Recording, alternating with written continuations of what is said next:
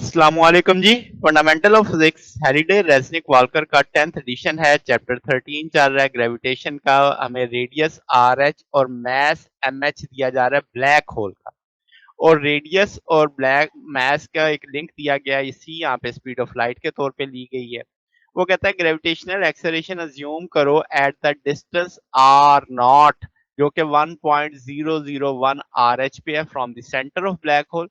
अच्छा, फिर वो कहता है in term of M H बताओ a g at R naught. क्या ये जो ए जी आपने आर नॉट पे निकाला है ये बढ़ेगा या कम होगा अगर एम एच बदलेगा? फिर वो कहता है ए जी बताओ at R naught for very large black hole. अब मैस बदल दिया, ठीक है, और इतना सोलर मैस का इतने गुना है, ठीक है। और आपके पास एस्ट्रोनॉट की हाइट, अगर अगले सवाल में कहता है अगर एस्ट्रोनॉट की हाइट 1.7 मीटर है at ornate with feet down, यानी सर और पाँव के दरमियान की जो दूरी है, what is the difference in gravitational acceleration from head to feet? Okay, tendency to stretch the astronaut sphere. अब ये हम सारी देखेंगे, सारे मामला स्टेप बाय स्टेप। सबसे पहले हमने क्या निकालना है, ए जी निकालना है in term of R naught. तो हम ग्रेविटेशनल का टूल जानते हैं, क्या physical to G M one M two over R square. तो हम इसको अपने लिहाज से तब्दील कर लेंगे। एम एम से कट जाएगा, ए जी आ जाएगा। आर नॉट हमें पता है कितना उसने दिया हुआ है, वो वैल्यू प्लेस कर देंगे। अब ये जो सारी चीज है आर एच भी हमें दी हुई है, वो वैल्यू भी मैंने साथ में आर एच की अलग करके प्लेस कर दी। थोड़ी सी चीजें आपस में सॉल्व करनी पड़ेंगी। जी जी से कट जाएगा, एम एच से कट जाएगा। ये स्केयर ओपन कर दिया था तो सी फोर ऊपर हो जाएगा, 4.008 जी एम एच आ जाएगा। अब जनाब क्या है, जी की वैल्यू हमें पता है, स्पीड ऑफ लाइट वैल्यू पता है, एम एच की लैंग्वेज में ये आ गया 3.0 to 10⁻43 divided by M H, K G metre per second square आ जाएगा। अब क्या जनाब, अब ये हमें एक्सेलरेशन पता लग गया in term of M H.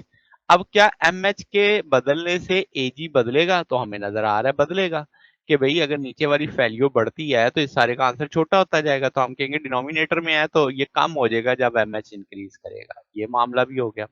फिर उसने हमें थर्ड में कहा था कि अगर आपका मैस इतने गुना हो सोलर मैस से, यानी आपके पास जो ब्लैक होल का मैस है बता दिया गया है, तब ए जी क्या होगा? तो हम कह सकते हैं कि सी पार्ट में हमें तो मैस एम एच बता दिया गया है। सोलर मैस का 1.55 10⁻12 टाइम्स, तो वो मल्टीप्लाई हो जाएगा 3.084 जी 10⁻42 के जी आ जाएगा। अब जनाब यहाँ से हम ए जी निकाल सकते हैं, इस वैल्यू प्लेस कर देंगे, आपके पास एम एच की वैल्यू लगा देंगे, तो एम एच की वैल्यू प्लेस करने के बाद 9.82 मीटर पर सेकंड स्क्वायर आ जाएगा। फिर चौथे सवाल में वो कहता है कि क्या आपके सर से पाँव में कोई फर्क पड़ेगा? तो अब आप क्या करो, जो आपके पास एजी है उसका डिफरेंशियल उठा लेते हैं। जब हम उसको डिफरेंशियल करेंगे तो अब आप देखेंगे डी आर के लिहाज से तो ये चीजें जस्ट सिंपल डिफरेंशिएशन है। तो -2c आपके पास 6 आ जाएगा, 2.002 की पावर 3 जी एच की पावर स्केयर है। सारी वैल्यूज ही ऑलमोस्ट पता है, तो इस सारे को एम एच हम निकाल चुके हैं, इस मैच के लिए ये आ चुका है, तो वो एम एच की वैल्यू लग जाएगी। अब डी आर, उसके सर और पाँव के दरमियान की दूरी 1.7 मीटर है, तो इतना एक्सेलरेशन में चेंज आएगा। माइनस का मतलब कमी है, एक चेंज डिक्रीज की सेंस में 0.73 टू 10⁻14 मीटर पर सेकंड के निग्लिजिबल कह सकते हो।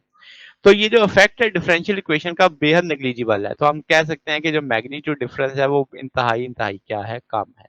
तो ये जनाब हमारे पास सोल्यूशन है। अगर आपको इसमें कोई बात पूछनी हो, डाउट हो, तो नीचे कमेंट्स में पूछ सकते हैं। वीडियो अच्छी लगी हो तो वीडियो को लाइक कीजिएगा, दोस्तों के साथ शेयर कीजिएगा, चैनल को सब्सक्राइब कर दीजिएगा। अब तक के लिए इतना ही, बाकी इंशाल्लाह नेक्स्ट देखेंगे। ओके, अल्लाह हाफिज।